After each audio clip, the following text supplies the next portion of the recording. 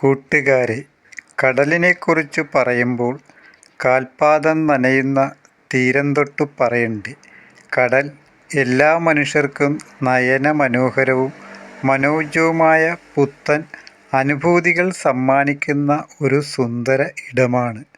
കണ്ണോളം വലിയൊരു ക്യാൻവാസിൽ ഒതുക്കുവാൻ പറ്റുന്ന വരകളല്ല കടൽ.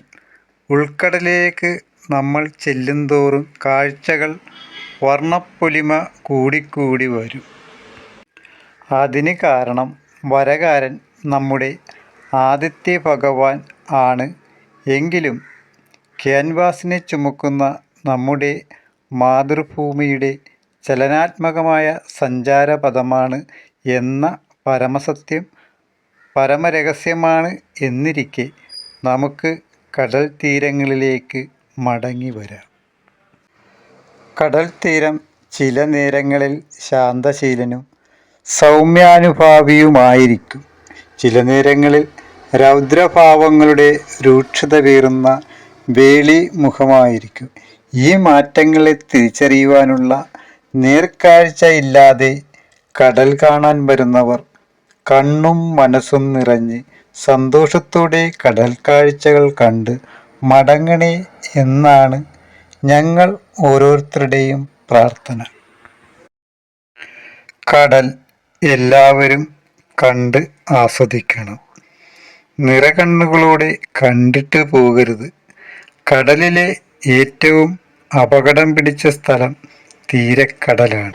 അരയൊപ്പം വെള്ളമെന്ന് നാം നിസ്സാരമായി കരുതുന്ന ഇടം, അവിടെയാണ് ഏറ്റവും അപകടം പതുങ്ങിയിരിക്കുന്ന ഇടം. നനഞ്ഞ മണ്ണിൽ കുട്ടികൾ കടലമ്മ ചക്കരക്കള്ളി എന്ന് എഴുതി വെച്ചിട്ട് കടൽത്തിര അതു മായ്ച്ചു കളയുന്നതുവരെ ആകാംക്ഷയോടെ കാത്തു നിൽക്കുകയും കടലമ്മ അത് മായ്ച്ചു കളയുമ്പോൾ കിട്ടുന്ന ആ കുഞ്ഞു മനസ്സുകളുടെ സന്തോഷം കുഞ്ഞുങ്ങൾക്ക് നൽകുന്ന വലിയ പ്രതീക്ഷയാണ്. കടലമ്മ എന്ന എല്ലാവരുടെയും സ്നേഹസ്വരൂപിണിയായ അമ്മ എല്ലാവർക്കും വാത്സല്യ മാതാവാണ്. കടൽ വെള്ളത്തിൻ്റെ സാന്തുലന അവസ്ഥയ്ക്ക് വ്യതിയാനം സംഭവിക്കാൻ പല ഘടകങ്ങളും ഉണ്ടെങ്കിലും അനുദിനമുണ്ടാകുന്ന ചലനാത്മകമായ പ്രതിഭാസം വേലിയേറ്റവും വേലിയിറക്കവുമാണ്. ഓരോ 12 മണിക്കൂറിനുള്ളിലും നടക്കുന്നതാണ്. എങ്കിലും ലാവിൻ്റെ ഉദയാസ്തമയ സമയവുമായിട്ടാണ് അതിൻ്റെ സമയക്രമം. ലാവ് ഉദിച്ച് ഏറ്റം ആരംഭിച്ചതിനാൽ വെള്ളത്തിൻ്റെ പടിഞ്ഞാട്ടുകൊണ്ട നീരൊഴുക്ക് തഞ്ചപ്പെടുകയും കടൽ തിരകൾക്ക് ക്രമാതീതമായി വണ്ണം കൂടുകയും അപ്പോൾ തിരകൾക്ക് വേഗത കൂടുക സർവ്വസാധാരണമാണ്. ചില സമയങ്ങളിൽ കാലാവസ്ഥ മുന്നറിയിപ്പ് പ്രകാരം അറിയിക്കുന്ന ന്യൂനമർദം കടലിൽ രൂപപ്പെട്ടാൽ ശക്തമായ കാറ്റ് വീശുകയും കടൽ തിരകളുടെ എണ്ണവും വണ്ണവും വേഗം കൂടും.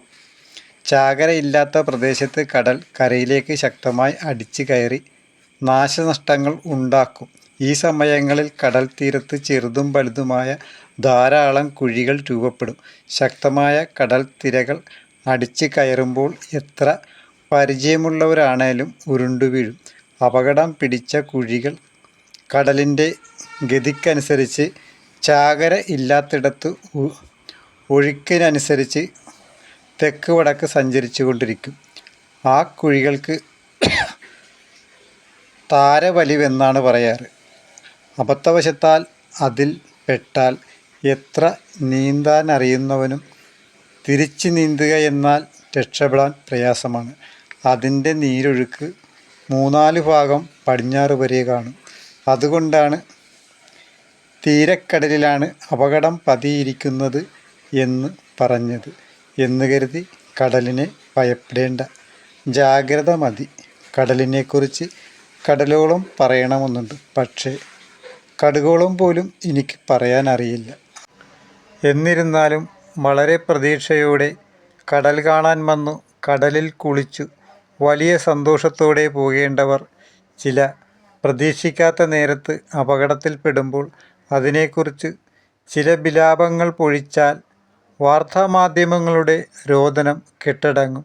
ജീവൻ നഷ്ടപ്പെട്ടവരുടെ ഒറ്റ ബന്ധുക്കൾക്ക് ആ ആഘാതത്തിൽ നിന്നും കരകയറാൻ കാലങ്ങൾ കടക്കേണ്ടി വരും. ബീച്ച് ടൂർ പ്രോത്സാഹിപ്പിക്കേണ്ടത് ആവശ്യമാണ്. അനവധി തൊഴിലവസരങ്ങൾ അതുവഴി പൊതുജനത്തിന് ലഭിക്കുന്നുണ്ട്. കടൽ കാണാൻ വരുന്നവർ കടലിൽ ഇറങ്ങാനും കടലിൽ കുളിക്കാനും വലിയ ആഗ്രഹവും പേറിയാണ് ചിലർ വരുന്നത്. അവരെ അതിൽ നിന്നും നിരുത്സാഹപ്പെടുത്താൻ പറ്റിയ ഒരു മുന്നറിയിപ്പ് ബോധവൽക്കരണ ബോർഡ് അതുപോലുള്ള സ്ഥലങ്ങളിൽ നിർബന്ധമായും വെക്കേണ്ടതാണ്. ഹോസ്റ്റൽ പോലീസും ലൈഫ് ഗാർഡുകളും ഇല്ലാത്ത സ്ഥലങ്ങളിൽ പ്രാദേശിക സ്ഥലങ്ങളിലെ സംഘടനകളോ ക്ലബ്ബുകളോ അതിന് മുന്നിട്ട് വരേണ്ടതാണ്. കടൽ പ്രക്ഷുബ്ധമാകുന്ന മൺസൂൺ കാലങ്ങളിൽ ഒരു കാരണവശാലും വിനോദത്തിനായി കടലിൽ ഇറങ്ങി കുളിക്കരുത് എന്ന മുന്നറിയിപ്പ് എല്ലാവരിലും എത്തത്തക്ക വിധം കാലാവസ്ഥ മുന്നറിയിപ്പ് പോലെ മാധ്യമങ്ങൾ വഴി അറിയിക്കാൻ പറ്റത്തക്ക സംവിധാനങ്ങൾ ഉണ്ടാക്കണം.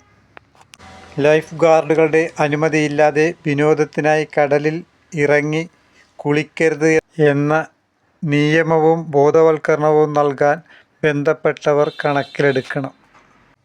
ഓരോ ജീവനും വിലപ്പെട്ടതാണ്. അതിനെ സംരക്ഷിക്കുന്നതിന് വേണ്ടിയാണ് ഓരോ രാജ്യങ്ങളും ഓരോ നിയമങ്ങൾ കൊണ്ടുവരുന്നത്.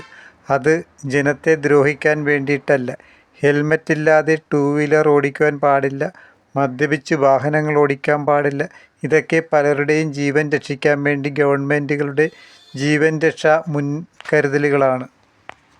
ടൂ വീലർ ഓടിക്കുന്നവർക്ക് ഹെൽമറ്റ് നിർബന്ധമാക്കിയതുപോലെ വിനോദത്തിനായി കടലിൽ കുളിക്കാനായി വരുന്ന എല്ലാവർക്കും വെള്ളത്തിൽ പൊങ്ങിക്കിടക്കുന്ന ലൈഫ് ജാക്കറ്റുകൾ നിർബന്ധമാക്കണം. ആ ഉപകരണം ആവശ്യക്കാർക്ക് കുറഞ്ഞ വാടകയ്ക്ക് കൊടുക്കാനുള്ള സംവിധാനങ്ങൾ ബന്ധപ്പെട്ട ലൈഫ് ഗാർഡുകൾ ഒരുക്കണം. അതുപയോഗിച്ചാണെങ്കിലും കടലിൽ കുളിക്കാനുള്ള അനുമതി കടൽ നല്ല നീരും പദവും കൊണ്ട് നല്ല അനുകൂലമായ സമയത്തു മാത്രമേ അത് അനുവദിക്കാവൂ. എങ്കിലും ലൈഫ് ഗാർഡുകളുടെ സംരക്ഷണം ഉറപ്പുവരുത്തിയിട്ടേ കടലിൽ കുളിക്കാൻ ഇറങ്ങാവൂ. എല്ലാ വിനോദസഞ്ചാര ബീച്ചുകളിലും മതിയായ സംവിധാനങ്ങൾ ബന്ധപ്പെട്ടവർ ഒരുക്കിക്കൊള്ളണം. ഒരു അപകടം സംഭവിച്ചു കഴിഞ്ഞ് രക്ഷാപ്രവർത്തനത്തിന് ഇറങ്ങുന്നതിൻ്റെ പകുതി ചിലവ് പോലും വേണ്ടിവരില്ല. അപകടം വരാതിരിക്കാനുള്ള മുൻകരുതലുകൾ നിർമ്മിക്കാനും അതിന് സജ്ജമാകാനും.